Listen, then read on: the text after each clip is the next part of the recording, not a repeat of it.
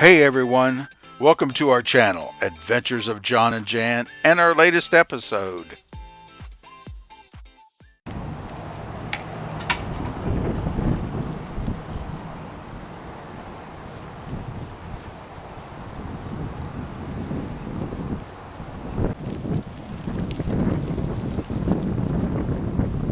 This campground, which is a KOA, is on US 98 in Perry, Florida. And as you can tell, it's got some old live oak trees with Spanish moss hanging all over them. It's been rainy and cloudy here the past couple of days, which has allowed us to take care of some business, such as laundry, cleaning the coach, and any other little routine maintenance items. It is kind of chilly up here. This is in what's considered the Big Bend area of Florida. We're probably 20 miles off of the coast. Not a whole lot of people parking here tonight. Kind of like chime in. No, we're both going to do the talking. I need to practice. You just need to ad-lib. Like I said, I'll just chime in, Okay, like a lot of the wives do.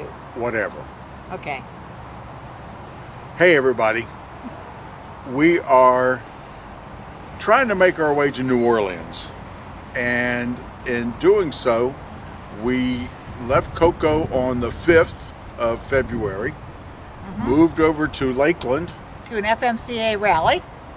That was okay. We were in the middle of a airfield. At Sun and Fun in Lakeland. The interesting thing about it is we were on our own for 5.5 days. That meaning there was no hookups, there was no electricity, there was no water, there was no sewage. Sewer. We had to be totally self-contained. We hadn't done that For that length of time. anywhere close to that length of time. Overnight was one thing in Columbia, South Carolina. So it was an experience just to see if we could do it and see what our expectations would be for the desert when we hit it, and see how long we can go there. Plus it showed us that maybe we need to add a few other things to the coach to help along those lines. Anyway, FMCA, we purchased some things, got a bunch of LED light strips. We are in the process of converting all the lighting inside to LED. I had all the little incandescent pot lights, spotlights done, but I was at a quandary with replacing the fluorescent tubes. I found a guy in Lakeland at the rally From Lebanon, Ohio.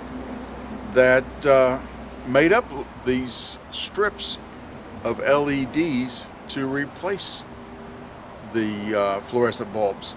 Bought a bunch of them. They're not cheap. Still need to get a few, but the coach is pretty much now all LED. And what that means is that our current usage off of our 12-volt batteries is a whole lot less than what it had been. There is a lot less heat coming off the LEDs than the other little incandescent bulbs. They're not very big, but they still produce a lot of heat. And as such, when you're sitting in the desert, it's already hot enough. We don't need to make our own heat. And that's kind of our expectation. We get out west, it's not going to be cool. We've got to be prepared for that. Another thing we did toward that end was we got a shade for our awning. Once it extends out, It's about 10 feet in height, and it will help shield us from the sun. it hangs from the end of the awning. Our awning, because it comes out over top of one of our slide outs, is really tall. This will give us a drape to block some of the sun. It's porous, so we can see through it, but the sun's going to have a hard time getting to us. Almost like our own little screen room. Anyway, we left Lakeland a couple of days ago, making our way up through Central Florida to Perry. Like I said, it's in the Big Bend area. We're working our way over to a campground called Ho Hum. And it's right on the beach. It's Caravelle, Florida, and it's a couple of hours drive from here. That, as Jan said, it is literally on the beach, and we kind of like can't wait to get there. The weather here has been just really dreary. Rainy. We've got some things accomplished, but looking forward to Caravelle. This is what it's looked like driving from Perry to Caravelle. It's been pretty straight, almost no traffic, great weather, loving it. And welcome to Ho Hum RV Park in Caravelle, Florida. This is our view out the front of our windows in the coach. Right now I'm standing outside, but again, this is what we're going to see from right here all day long for 3 days. Yay. Have our cocktails at night and just enjoy. We got a little fishing pier that goes out, or you can just go down on the beach and walk the beach. Tide's going out, so it's not much of one right now.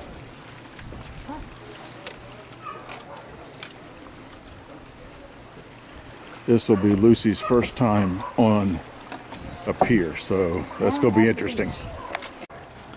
Okay, here's a view from the pier back to the coaches. There's ours behind the palm tree.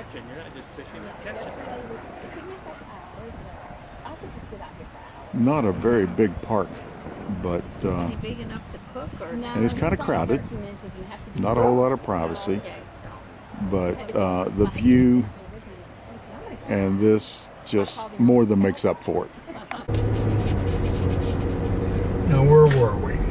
I had to stop at Ace Hardware to pick up a little tool to tighten up my valve stems on the coach. Got that taken care of. Now we're out. Sun's coming out. Yay. Blue sky. We've had fog all morning long. We got up early just to video the sunrise. Couldn't even see the water hardly for the fog, let alone the sunrise.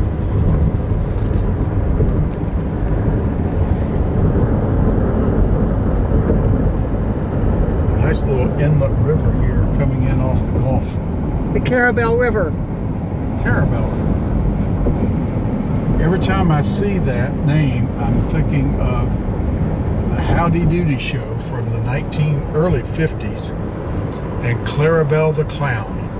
Most of the homes that are here, that are along the Gulf, are built on stilts. Have to be. Have to be because of the storm surge. From the hurricanes coming through here. Apalachicola Bay and Port St. Joe Bay have a lot of oysters. They're small oysters, but they're very, of course, fresh because they are fishing them daily. There was a big lawsuit from the state of Florida against the state of Georgia that Supreme Court had to rule on regarding fresh water coming out of Georgia through Florida and emptying into the bay. The oysters and a lot of other seafoods that require a certain mix of fresh and salt water required that water coming in. Well, when Georgia was going to dam it up, Florida went after them and said, no, you can't. Well, rather than starting another civil war between the two states, the federal government intervened, told Georgia no, they couldn't do that because of the needs of Florida. And so Florida continues to have fresh oysters. The island. This is St. George's Island off of Apalachicola Bay. And ahead is St. George's Lighthouse. See how close we can get to that.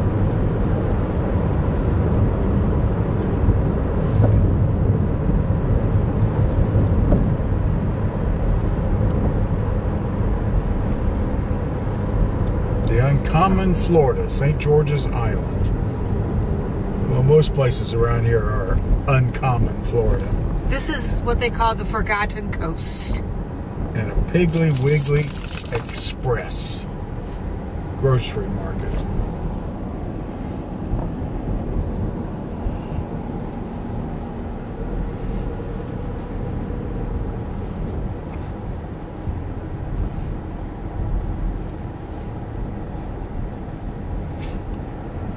There are a lot of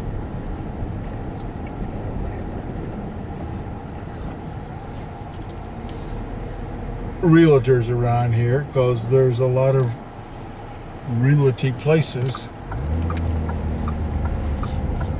A lot of places for sale, for rent.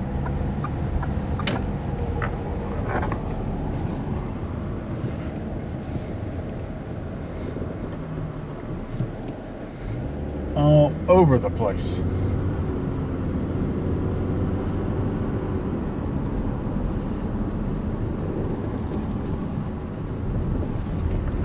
And some really fascinating Condos, buildings, townhomes, not sure. Maybe, let's see. These are rentals.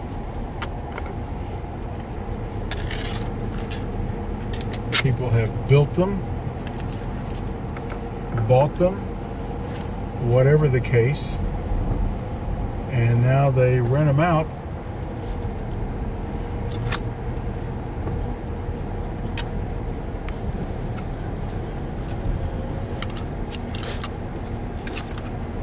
And we have the daily Department of Corrections crew cleaning. Give them something to do, keep them, well, you could say keep them off the streets, but kind of like on the street, aren't they? The Gulf of Mexico. I didn't bring my flip-flops. My beach shoes. How many places can you go fishing on the beach with a heron standing right beside of you? I guess he's waiting for the guy to catch a fish so he can eat it. Kind of like what it looks like.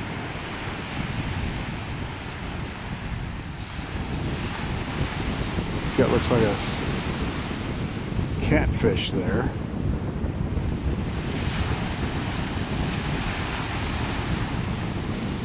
This is the Gulf of Mexico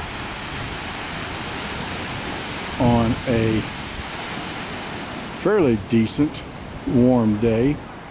The fog kind of puts a damper on it. This is Apalachicola, Florida. It's kind of like a bend that goes out into the Gulf of Mexico. And it's just an old, quaint little seafood town that has been around for, oh, generations.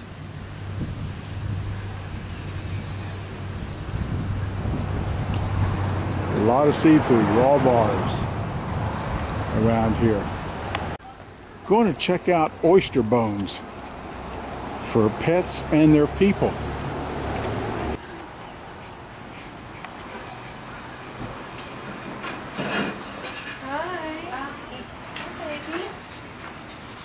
So we'll see if we can't get Lucy an oyster bone.